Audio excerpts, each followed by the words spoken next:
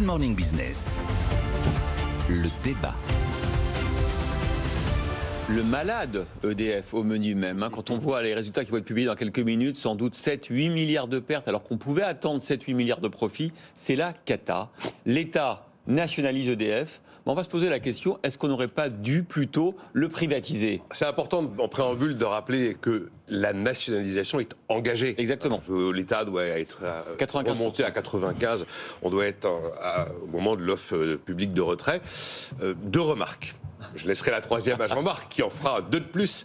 La première remarque, c'est que même si l'État cède EDF pour un euro symbolique, personne n'en voudra. Mais personne n'en voudra. Qui voudrait d'un groupe qui a plus de 60 milliards d'euros de dette, un parc de réacteurs nucléaires en partie un peu hors service, qui est devant une montagne d'investissements à réaliser avec un programme qui a été annoncé, qui est une sorte de plan Messmer bis, le plan Messmer 74, on va se lancer dans l'énergie nucléaire, qui porte le boulet Flamanville, qui porte aussi les engagements financiers d'Hinkley Point, parce que EDF est financièrement engagé avec une responsabilité dans le chantier britannique, qui va vivre un procès en spoliation de la part des petits porteurs de la première heure, qui supportent très mal d'avoir mis 32 euros par titre, même les salariés qui avaient eu un abondement de l'entreprise, et puis qui est quand même lourd de 160 000 salariés sous statut électricien gazier, dont il faudra à peu près 40 ans pour s'en défaire. Trouver un repreneur privé avec ce que je viens de vous dire, c'est chercher un bouton à 5 pattes. Je veux bien qu'il y ait des pays où ce soit le secteur privé qui administre des sources d'énergie, sauf que là, au moment où nous parlons, chez nous, je pense qu'on aura beaucoup de difficultés pour trouver l'investisseur privé. Et la deuxième remarque, c'est que je suis sensible à la notion de monopole naturel. Quand on parle des rails, quand on parle des lignes à haute tension, même quand on parle d'un parc aussi vaste que le parc de réacteurs nucléaires qu'on a, on en a 56. Et cette notion de monopole naturel, je trouve qu'elle a un sens. Et c'est d'où l'idée que je trouvais plutôt pertinente, mais qui a été enterrée par une récente proposition de loi, du projet Hercule. Le projet Hercule prévoyait de faire comme on a fait dans des quantités de pays où l'infrastructure est publique et finalement l'activité commerciale est une activité qui est soumise à des logiques de marché et des logiques de concurrence. La nationalisation des pertes et la privatisation des profits. Oui, mais ça, c'est une vision idéologique selon moi. Là, vous avez un centre de coûts astronomique qui est quand même stratégique, derrière lequel on peut quand même un peu mettre le mot de souveraineté, et à ce moment-là, c'est intégralement détenu par l'État. Et puis vous avez une activité commerciale, notamment l'activité réseau ou l'activité énergie renouvelable, qui, elle, peut être livrée en partie au marché. C'était l'idée, c'était qu'on avait, il y avait le EDF vert, le EDF bleu, il y en avait un dont 30% du capital était amené à aller en bourse. A priori, ça aussi, c'est même plus la peine d'en parler, puisque il a été enterré dans une proposition de loi toute récente. Voilà un peu comment j'imagine la réponse à la question, faut-il privatiser EDF ? Jean-Marc Daniel, la notion de monopole naturel, ça, vous en dites quoi ?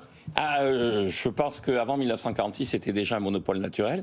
La production et la distribution d'électricité, il y avait 363 compagnies d'électricité. Comme pour le rail. Je pense qu'aux États-Unis, c'est un monopole naturel, c'est privé. Je pense qu'au Japon, c'est un monopole naturel. On fait de l'électricité de la même façon aux États-Unis, au Japon qu'en France, et c'est privé.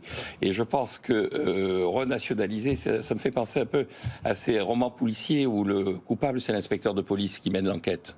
Donc là, le coupable, c'est celui qui va essayer, soi-disant, de découvrir où est le problème. Le problème, c'est lui. Le problème, ça, je suis un peu d'accord quand même. C'est l'État. Je suis un peu d'accord. C'est l'État. On va arrêter les commissions d'enquête, on a la réponse, c'est ça ? On a la réponse tout de suite. Je vais citer simplement... Mais attendez, il avait un bon argument, Nicolas. Il vous dit, mais qui va racheter ça ? Non, mais je vais revenir là-dessus. Jean-Marc Daniel. Juste pour conclure, la Cour des comptes, dans un rapport qui a été publié en 2019, épinglait notamment la politique salariale d'EDF et la façon dont était gérée EDF, en mettant en avant que le statut actuel, le monopole public et la situation actuelle des agents faisaient qu'il y avait 200 millions de surcoût de masse salariale à EDF par rapport aux autres entreprises d'électricité comparables en Europe. 200 millions par an. Et donc Jean-Bernard Lévy, le PDG, avait répondu, écoutez, sur le fond, la réorganisation, les réformes à EDF, il disait que Bruno Le Maire disait qu'il était d'accord avec l'avis de la Cour des comptes, et il disait, je confirme le diagnostic de la Cour des comptes, mais les réformes au sein de l'entreprise ne pourront être menées à bien qu'à condition d'être soutenues sans ambiguïté par son actionnaire de contrôle. L'État. c'est-à-dire l'État. Mais là, Donc il y attendez. aura des réformes si l'État soutient ou si l'État s'en va, puisque l'État ne soutient pas. On recommence, qui va racheter? Alors, Mais le problème, c'est que défaire ce qui a été fait, c'est juste impossible. Oui. Si on était resté dans C'est une fichu. situation Non, comme non. dans d'autres pays, peut-être que ça fonctionnerait aujourd'hui. On ne va pas À défaire. qui vous allez le vendre? Alors, une Jean-Marc, vous n'avez entreprise- pas les fonds et vous êtes le seul. Oui, oui. Et une entreprise a une valeur instantanée sur la base de ses fonds propres. Donc, il faut regarder la situation des fonds propres d'EDF. Même avec ça. Et sur la base ensuite de sa capacité à générer ensuite des profits. Et donc, il faut analyser la situation des profits. L'État, lui, il a un rôle. Quand on regarde aux États-Unis, par exemple, dans la plupart des pays, des États des États-Unis, il y a des réglementations propres à chaque État, avec des contraintes et en conséquence, un certain nombre d'avantages qui sont concédés aux compagnies de production. Le résultat, c'est que, par exemple, vous avez 99% de l'électricité du Vermont, qui est un État assez traditionnellement plutôt écolo, plutôt bobo, qui est décarboné. Vous avez 50% de l'électricité de Californie qui est décarbonée, parce que l'État, lui, il joue son rôle. Il dit l'enjeu de l'électricité, l'enjeu de la Et production donc pour vous, c'est d'énergie. possible? Non seulement c'est possible, c'est souhaitable et c'est urgent. À mon avis, c'est impossible, souhaitable peut-être, mais ça n'arrivera pas. Les pays qui fonctionnent différemment, il y a quand même l'État qui est derrière, et généralement, c'est des machines de subvention. Donc, Juste pour finir, sur les réseaux, le réseau d'eau dans ce pays est privé, pour la plupart, et donc il fonctionne alors que c'est un monopole naturel. Ouais, enfin- parce qu'on a mis en place un certain nombre de règles. L'État est maître d'ouvrage et les réseaux privés sont maîtres d'œuvre. les réseaux privés sont pas meilleurs que les régies publiques.